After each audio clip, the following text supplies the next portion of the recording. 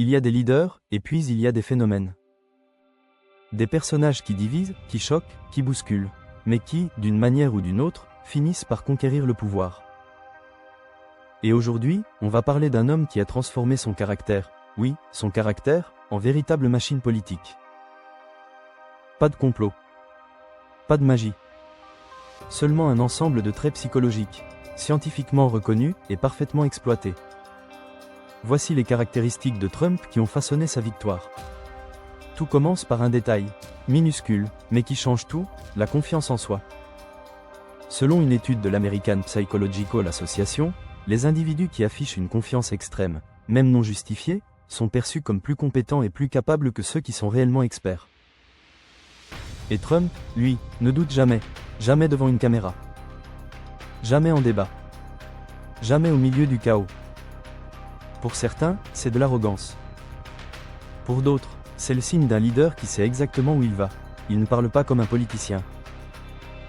Il ne parle pas comme un expert. Il parle comme quelqu'un qui n'a rien à perdre. Et c'est précisément ce que montre une étude de l'université de Princeton, les discours simples, directs, émotionnels. Créent un sentiment d'authenticité, même quand le contenu est controversé. C'est pour ça que son style, phrases courtes, punchline, répétition, a frappé aussi fort. Et sur les réseaux comme Twitter, son style est devenu une arme infernale. Chaque phrase choc est un tremblement médiatique.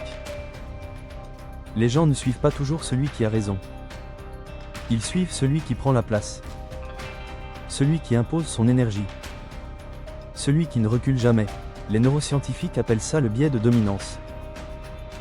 Selon une étude publiée dans Nature Human Behavior, les individus perçus comme dominants sont spontanément considérés comme plus aptes à diriger, même s'ils ne sont pas les plus qualifiés. Trump a transformé la confrontation en sport. Attaque directe. Réponses instantanées. Présence égocentrique. Il ne cherchait pas à plaire. Il cherchait à dominer. Et ça, beaucoup d'électeurs l'ont confondu avec du leadership. Il encaisse sans limite. Un scandale ? Un tweet incendiaire ?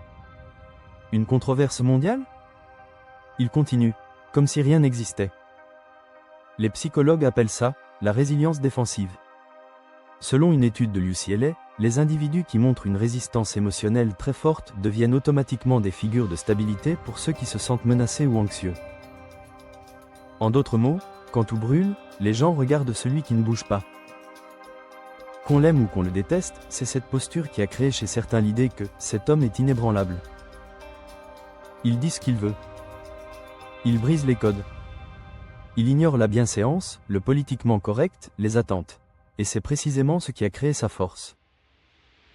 Une étude de l'université de Berkeley montre que les personnes perçues comme insoucieuses des normes sociales attirent un public spécifique, ceux qui se sentent eux-mêmes oppressés par ces normes. Trump n'a pas simplement parlé. Il a incarné la rébellion. Le « je fais ce que vous n'osez pas faire ». Ce côté imprévisible, incontrôlable, a donné à des millions de gens l'impression qu'il était vrai. Il se présente toujours comme un gagnant, toujours. Même quand il perd, il transforme la défaite en injustice, donc en victoire morale. Les chercheurs en psychologie sociale appellent ça le cadrage narratif du succès. Et une étude publiée dans le Journal of Personality and Social Psychology démontre que les gens préfèrent soutenir les candidats qui se présentent comme des gagnants, même si les preuves objectives manquent. Trump est un maître de l'effet « winner ». Il l'a répété, martelé, vendu, et ça a marché. Alors, pourquoi son caractère a-t-il façonné sa réussite ? Parce qu'il combine une confiance inébranlable, une communication brutale, une dominance psychologique, une résilience presque inhumaine, un mépris des règles qui fascine, et un récit constant de victoire. Ce mélange, rare, explosif, presque impossible à reproduire, a fait de lui l'un des personnages politiques les plus influents et controversés de notre époque. Qu'on l'admire ou qu'on le déteste, une chose est sûre, il a transformé son caractère en arme politique massive. Si tu veux que je fasse un épisode sur comment ces traits peuvent être utilisés par n'importe qui, pour entreprendre, influencer ou réussir, dis-le moi dans les commentaires.